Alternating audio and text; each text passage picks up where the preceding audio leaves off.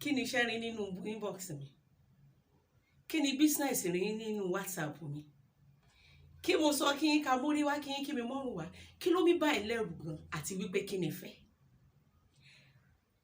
Mo yí anybody can be Táyọ̀ Òjó, anybody ni ló lè decide láti jẹ́ mọ́wọ́ láká bílẹ̀ ò ní ìṣe mọ́, anybody ló lè decide láti jẹ́ Buhari, anybody ló lè jẹ́ Lai Muhammed. Ìyàtọ̀ kó wà ńbẹ̀ ni wípé ojú á yàtọ̀, ojú mi èlè jojú tiẹ̀, ojú rẹ̀ èlè jojú tèmi. Mo yí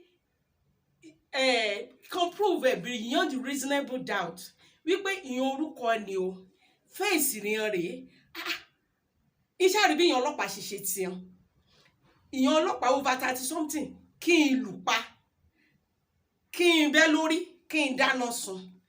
Fídíò yẹn ọlọ́pàá kí n pa ó tẹ̀ wà níbẹ̀ o, ọni ọlọ́ni kí n gbé sínú wheelbarrow kí n pa, kí n bẹ́ lórí, ìyẹn ni dáná sun, ìyẹn ni tìsí kànga. Ẹ̀rọ àgbà ìyẹn ọlọ́pàá ní oṣù kan láti compile list, ọdẹ tún fi fèsì yẹn ni ẹ pariwo mọ́. Ó torí bẹ́ẹ̀ kan yẹn fẹ́ ṣe rálí, ọdẹ torí bẹ́ẹ̀ kan yẹn fẹ́ dà lúrú. Nígbà yẹn fẹ́ pọ́n ilé, àyàn glums, àyàn ọlọ́pàá. Ṣùgbọ́n mo kàn fẹ́ kí mo ṣáà kí n jẹ́ àrántí wí àmì dáadùn ni o. Àpọ́nlé ni bọ̀dá tẹ́yìn dùn, abuké làbuké jẹ́ o. Ọ̀nìyàn ló bí glums o, ọní bàbá oníyàá o, ọ̀dọ́ náà dẹ̀ ní ọ̀rẹ́. Àbí ǹjẹ́ a fi yé nílẹ̀. Wọ́n á bèrè lọ́rin ibẹ̀, ìwé ti rí list panel ìyẹn Senior Advocate of Nigeria. Níyàn ọ̀jọ̀gbọ́n olórí pípé, ọlọ́pọlọ pípé, ìyẹn ògbóǹtagìrì níwájú adájọ́, ìyẹn á sọ̀rọ̀ níwájú adájọ́, ìyẹn ni ó fi ṣe panel, ìyẹn ni ó gbórúkọ jáde. Ìyẹn gan mọ̀ wípé what we are asking for is not too much, because kí ìyẹn náà bá wà níwájú adájọ́, kí ìyẹn bá ní case, they will do everything possible to prove their case without any reasonable doubt. Àbí mo parọ́, àìkànjọ́ kan bá fi passport ìyẹn ọmọ nì sí. Kí ìyẹn family rí ọ̀sẹ̀ àjábọ́ látọ̀run, àbí ọmọ òkú ìyá ògbọ́ nínú ilé ni ọ́ni. Kí ìyẹn ẹgbẹ́ ẹbí ríyan jáde, kó fi passport photograph ríyan síbẹ̀, kán dẹ̀ prove ẹ̀ wípé Lẹ́kì ni ìbọn ti bàn án. Then we will all rise up to tell the government to do the needful. Àkùkù ní nítorí bẹ́ẹ̀ bẹ́ẹ̀. A nítorí bẹ́ẹ̀ mú gbogbo orílẹ̀-èdè ká sọ̀nà sí, ká dáná sun gbogbo ilé, ká mú gbogbo orílẹ̀-èdè ká parun. Àbí?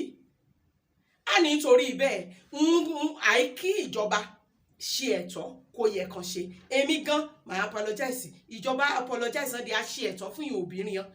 Is that not? Kó bá dẹ̀ jẹ́ ní yẹ kan gbé tìmọ́lé wà nínú ìyẹn ìjọba ni. À ń dájọ́, à ń gbé tìmọ́lé. Kí wá ní kí lẹ̀ṣẹ̀? Kí ni ìjà níbẹ̀? Kí lè bú níbẹ̀? Kí ni fẹ́ gan?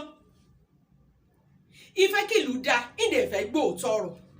Ìfẹ́ kí ni ìlú dá, èébú ni mí bú.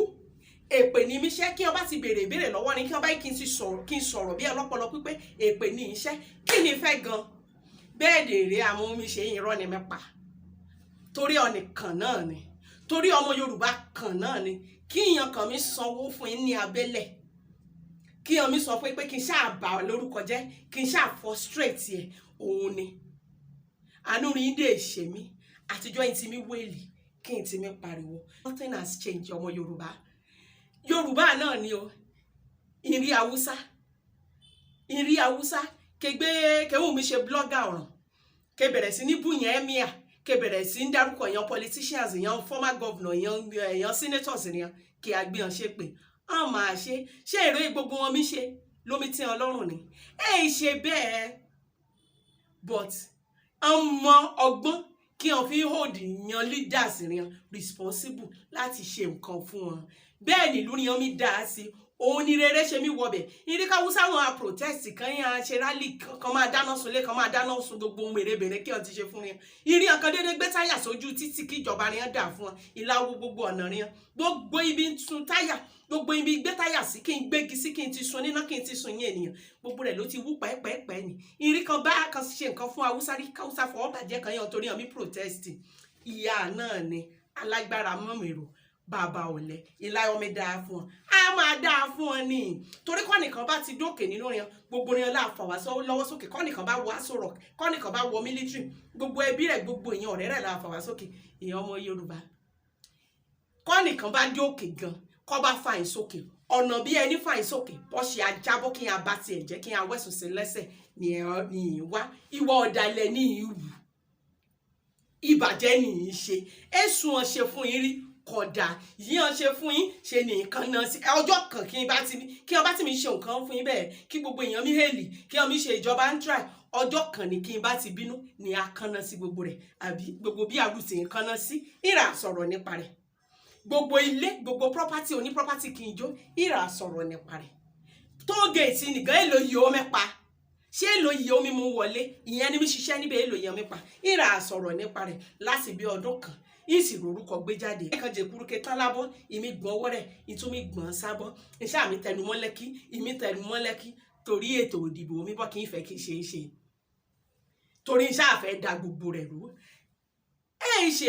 mi bú tíṣàrin kọ́kọ́ ẹ níwèé kẹ́kọ̀ọ́ ẹ lọ́gbọ́n orí òun ni mi bú ṣe bí gbogbo ìyẹn ní mi bú kí n mi sọ wípé MC Olúọmọ táàgì ni Wàsíù Àyìndé omikóbìnrin jọ Sunday Ìgbòho kí a mi bú ìjẹ́ mi sọ òótọ́ ọ̀rọ̀ kan fún yín bí a ṣe àjọ máa sọ̀rọ̀ ni títí kan yan ọmọ bàbá Adébóyè bàbá gbogbo èèyàn kú kí n mi ṣe blogger fún kí n mi bú kí n mi tàtòdò lórí social media wò ìlà wo bí ìyẹn ọmọ rẹ̀ wà wọ́n wà nínú òyìnbó bẹ́ẹ̀ kí wọ́n mi train ìrìn fún leadership àbí látijọ́ ẹni tí ń ṣe protest látijọ́ ẹni tí ń ṣe rally ìrìyàn ọmọ MC níbẹ̀ ìrọ́mọ Pàṣọ níbẹ̀ ìrọ́mọ Wàsíù níbẹ̀ ìrọ́mọ Àkàwẹ́wẹ́ níbẹ̀ ìrọ́mọ Táyé Currency níbẹ̀ a wà nílùú òyìnbó kí wọ́n mi kàwé kí wọ́n mi gba doctorate kí wọ́n mi di prof kí wọ́n mi train ìrìn fún leadership ìyẹn ọmọ tí ń wà lórí social media wọ́n mi ṣèpè fọ́ba wọ́n tún mi fi orí gbèpè torí ẹni bá ti ṣèpè forí adé ti forí gbèpè wọ́n mi ṣèpè fàgbàlagbà